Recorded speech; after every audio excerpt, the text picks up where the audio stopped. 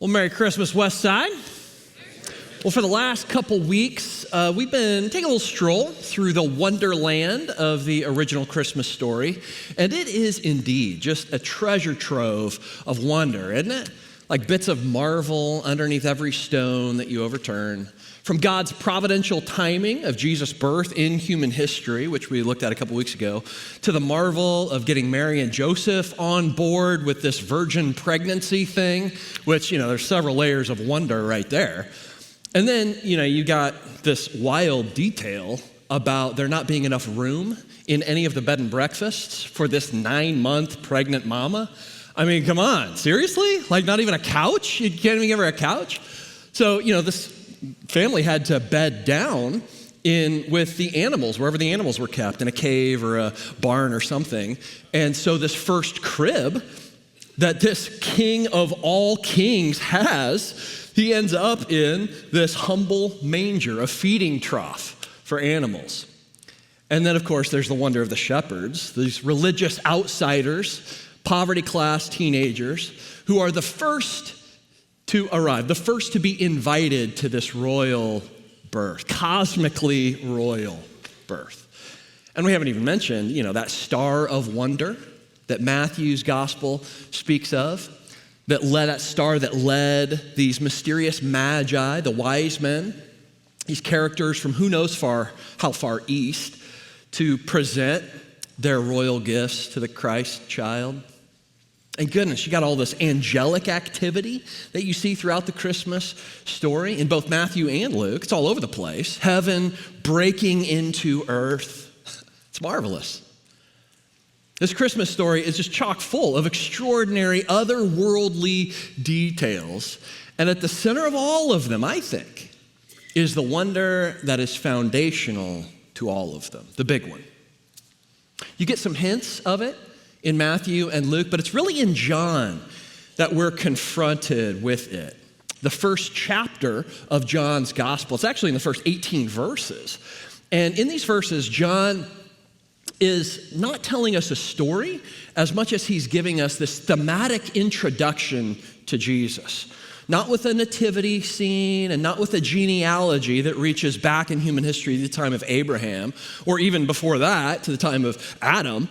But in order to properly introduce us to the significance of Jesus, John knows he's got to go back to the very, very beginning of everything. Actually, he's got to go back to a time before creation, because the Son of God existed before the universe, not in human form, obviously, but rather, as John understands it, he existed as the Word, the divine Word that would eventually speak the universe into existence. John opens his gospel with this. He says, in the beginning, the very beginning, was the Word. And the Word was with God, and the Word was God. The Word was divine. He was with God in the beginning. Through this Word, through him, all things were made. Without him, nothing was made that has been made. Ever since the very first chapter of the Bible, the Judeo-Christian worldview has always claimed that God created everything through Word.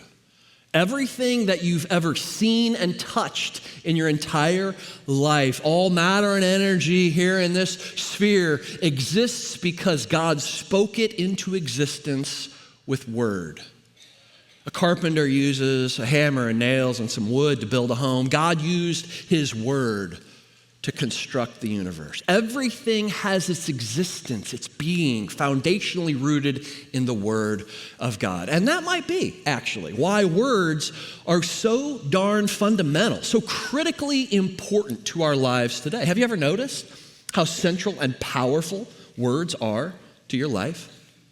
I mean, the destructive power that words have if you've ever been insulted. You know their creative power if you've ever been encouraged. Sometimes I've spent hours typing out a single email. Sometimes I've read an encouragement note 10 times, saved it for years. I could point to things that my mom said to me, things my dad said to me years ago, not to mention things my brother and sister have said to me. And I can say with total clarity, those words have helped make me who I am. I can point to criticisms people have said to me that still sting years later. Sticks and stones will break my bones, but words? Come on. Words will absolutely kill us, won't they? If you've ever picked up the phone to hear a thoughtful happy birthday, if you've ever looked someone in the eye as they lean in with those rosy eyes and they say, I love you, then you know the power of a word. Maybe we really are built, constructed with words.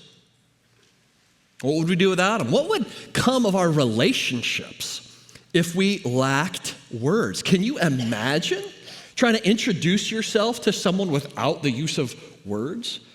Trying to get to know someone? Imagine being angry at someone, really frustrated with them about what they're doing, and you're not able to talk with them about that frustration. Imagine being excited about something or grateful for something that someone has done in your life. Imagine feeling affection for someone, really fond and appreciative of them without being able to convey any of that, without being able to communicate your heart toward them. Words are, without a doubt, the fundamental way we come to know each other. When Chelsea and I were first getting to know each other early in our relationship, we spent hours over cups of coffee and over the phone. I hate the phone. Just talking. It's how you learn what a person likes and doesn't like, what angers them and what pleases them, what excites them, what terrifies them, how they think, how they believe, and what they love. It's truly out of the mouth that the heart speaks. We come to know each other through our words. So of all the things, think about this, of all the things that God could have said in the very, very beginning, of all the things, with infinity in the palm of his hand, this bottomless ocean of love in his heart, he said, let there be light. And it was so. Let there be sky. And it was so. Let there be land and stars and oak trees and goldfish and puppy dogs. And it was so, it was so, it was so. And finally, let there be human beings, men and women who are living, breathing reflections of me in this creation. And it was so. And when he created the universe with word, God wove information about himself into the very fabric of creation, so that to know the creation is to know something about the Creator. Paul, in the book of Romans, says that there's enough information about God in creation for God to be fair in judging every person on the planet. Romans 1 says, for since the creation of the world, God's invisible qualities, his eternal power, his divine nature, have been clearly seen, being understood from what has been made, so that people are without excuse. He's saying no one's going to be able to stand before God in the end and claim with total honesty, oh, God, I didn't know. Now, everyone who's ever lived and interacted with this creation knows something about the Creator, something about his power and divinity. You know, whether they've stood at the edge of the Grand Canyon or looked up in the night sky to see the expanse of the stars, whether they've heard thunder rumbling in the distance or simply watched humans interact with each other. Everyone knows something about God. And although God has made some of himself known to us by creating the universe through word, it was as if God kind of stepped back after he created everything and he said to himself, oh, this is good, but it's not quite enough. Because I don't just want the world to have a vague notion of what I'm like. No. I want the world to know me. And so he spoke again, this time more specifically. So all through the Old Testament, through the law and the prophets, we get a much more complete picture of what kind of God we're dealing with here, what he likes and doesn't like, what he wants and doesn't want. And so he makes himself known through more specific messages given to specific people at specific times in history. Prophet after prophet came through saying, this is what the Lord says. This is what Yahweh says. Constantly adding to the picture of who this Yahweh God is. So through the Old Testament, prophets said things like, I delivered you out of Egyptian slavery, so trust me. I gave you a good land flowing with milk and honey, so thank me. When you disobey me, I'm the one who punishes you, so obey me. I've been faithful to you despite your unfaithfulness to me, so be faithful to me. And it's through all these words, first mediated through the prophets, eventually written down in the form of the Old Testament scriptures. It's through this that people came to know this particular God. These spoken and written words are the way God more specifically revealed himself both to and through the people of Israel to the world. And then it was as if God just kind of stepped back after speaking through the whole Old Testament and said to himself, oh yeah, that's good, that's real good, but that's not quite enough.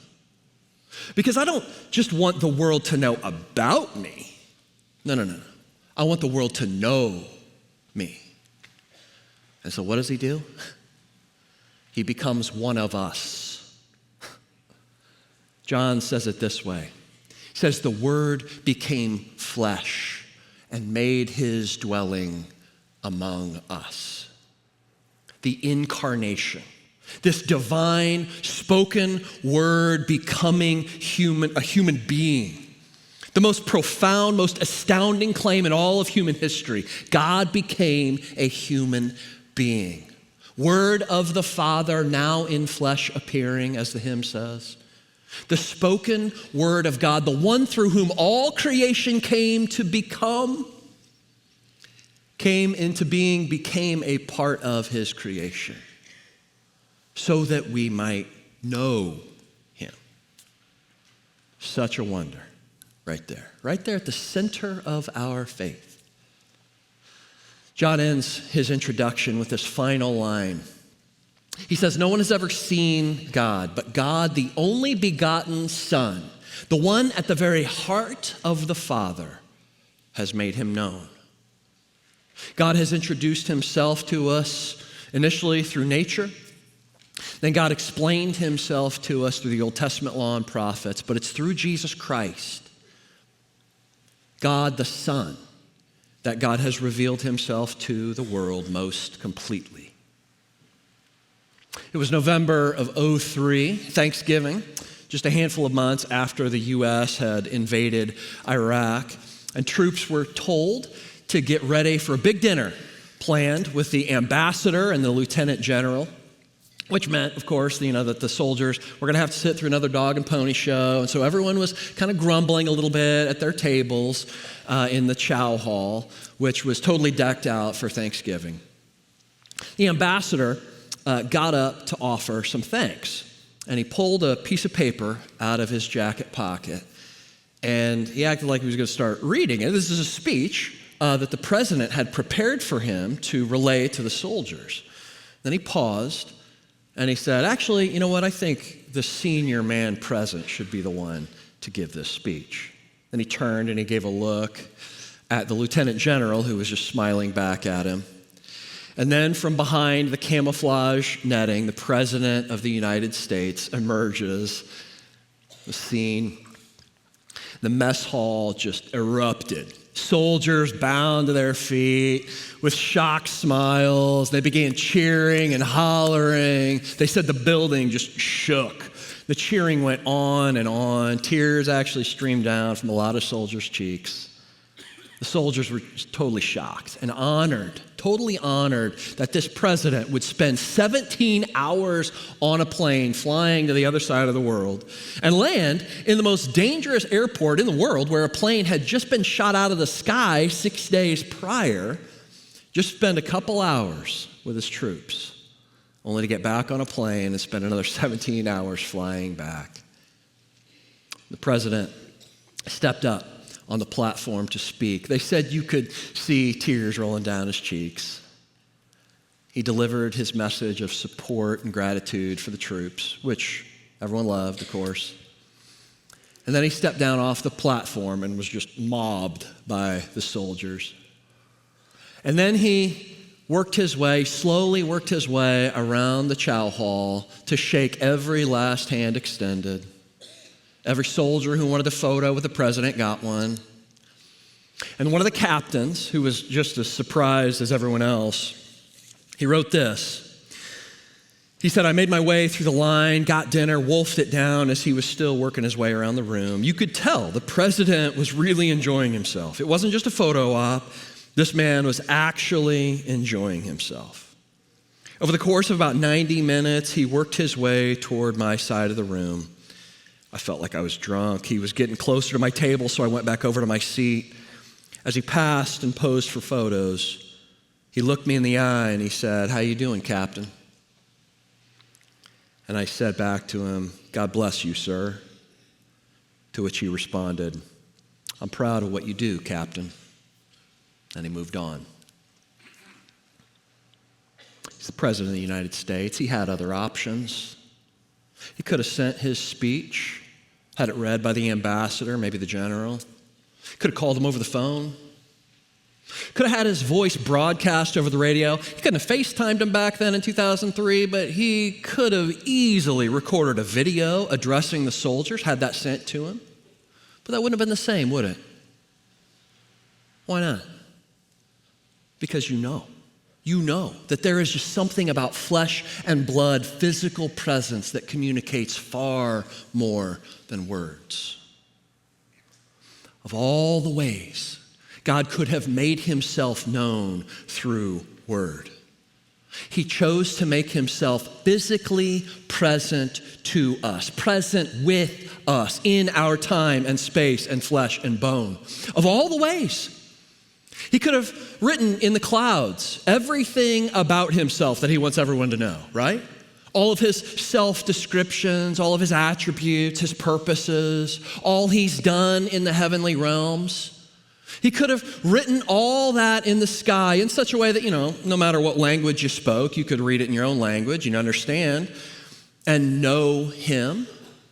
And shoot, I suppose he could have written it in the night sky with stars for those who work the midnight shift, right?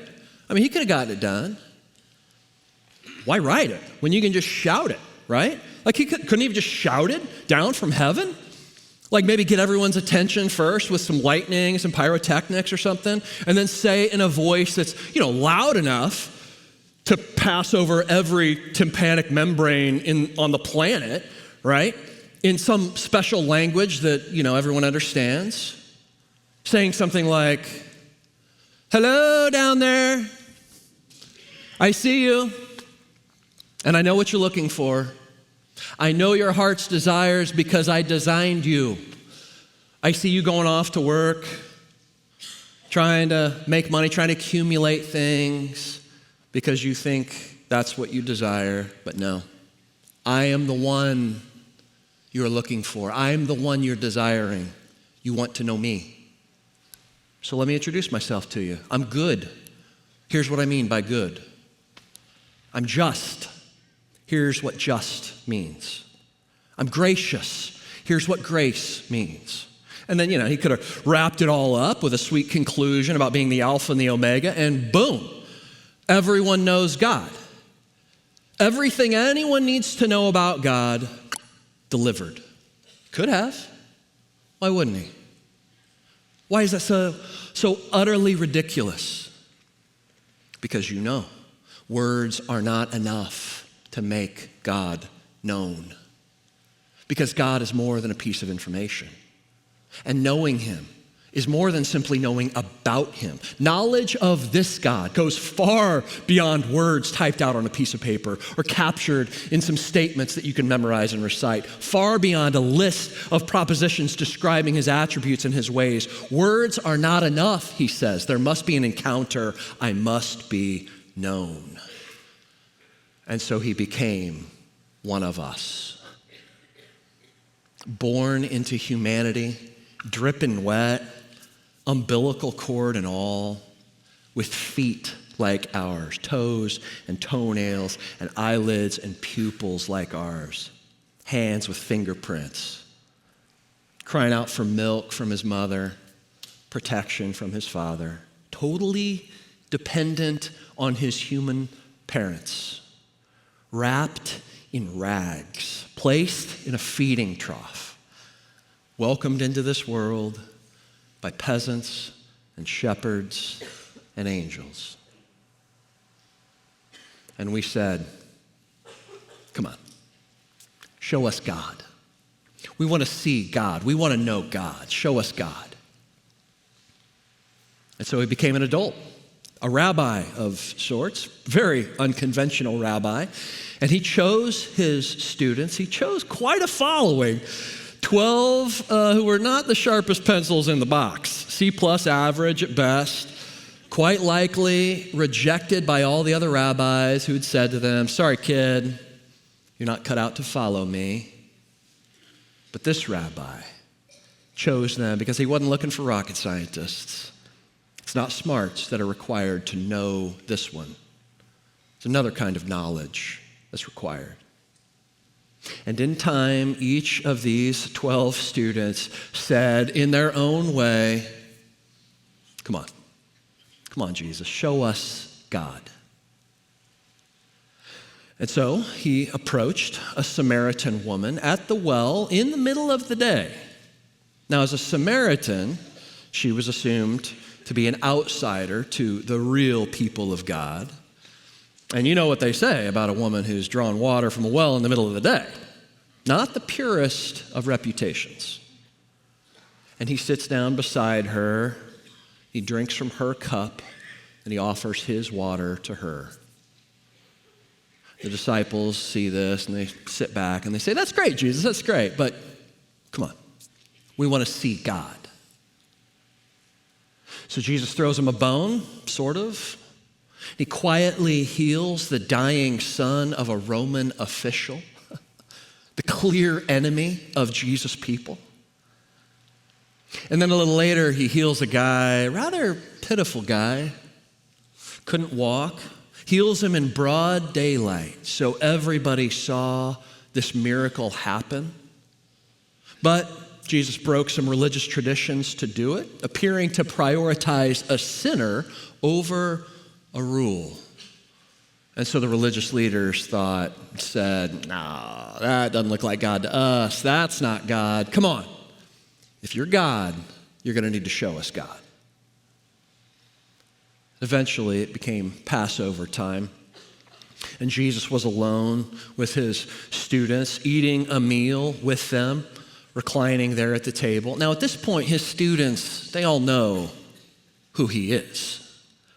And they see him, this high and lofty one, get up from the meal and do something that was absolutely profane. Jesus did something that slave owners didn't even require of their slaves. So we're talking about like an act of service below that of a slave. With a basin of water and a towel, he worked his way around the room, washing their dirty feet. And he came to Peter's feet. And Peter says, what I think you and I would probably say, Jesus, no way. No way. I know who you are, and you're not going to wash my feet. To which Jesus responds, well, Peter, if you really know who I am, then you know that letting me cleanse you is a necessary part of being with me. To which Peter says, then by all means, cleanse every last inch of my life. And then Jesus goes on to talk about departing. Tone of the conversation gets darker. No one totally knows what Jesus is talking about, this departure stuff, but it's clear he's preparing to go away for some time. And that's when Philip very plainly says to Jesus, Jesus, before you go, show us the Father. Show us God. And that will be enough to sustain us while you're gone. And with level gaze and probably a little disappointment in his voice, He responded very plainly, Philip, haven't I been with you long enough for you to know that if you've seen me, you have seen the Father? If you know the Son, you know the Father. When you honor the Son, you're honoring the Father. When you reject the Son, you are rejecting the Father. And throughout John, you hear Jesus saying things like, I am in the Father and the Father is in me. I do what I see the Father doing. I say what I hear the Father saying. So to obey my words is to obey the words of the Father. To see me in action here on this earth is to see my Father in action. John says, no one has ever seen God, but God the Son has made him known. In physical, tangible, touchable, conversational, relational, human form. Of all the ways God could have and has made himself known through words, he makes himself known most completely to us, to this world, through flesh and blood. His spoken and divine word embodied in a human life. I do love this time of year. It really is full of wonder like no other time. If you want to celebrate Christmas this year, if you really want to step into and wade into the true wonder of this season, go get a towel and a basin and wash someone's feet. Hug a leper. Welcome in someone standing on the outside. Eat a simple meal with someone who is loved by God.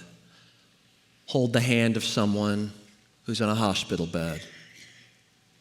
Make yourself fully present, physically present with someone who is lonely and who is longing to see God. And you show them God. You show them what it looks like when God makes his dwelling among us. That's what they want to see. That's what we all long to see.